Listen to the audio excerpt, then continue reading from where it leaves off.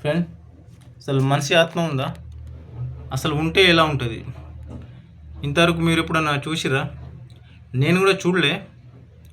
కాకపోతే రీసెంట్గా నెల అవుతుంది నేను మనిషి ఆత్మ చూసిన.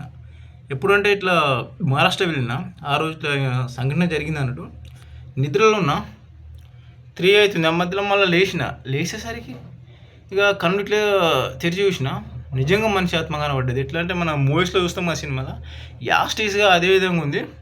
నేను చూసి షాక్ అయిపోయాను అన్నట్టు. అరే ఇన్ని రోజు నేను నమ్మలే అసలు ఆత్మ ఉంటుందా, అసలు నమ్మలే ఆత్మ ఉంటుందా అని, అసలు ఉండదు అనుకున్నా.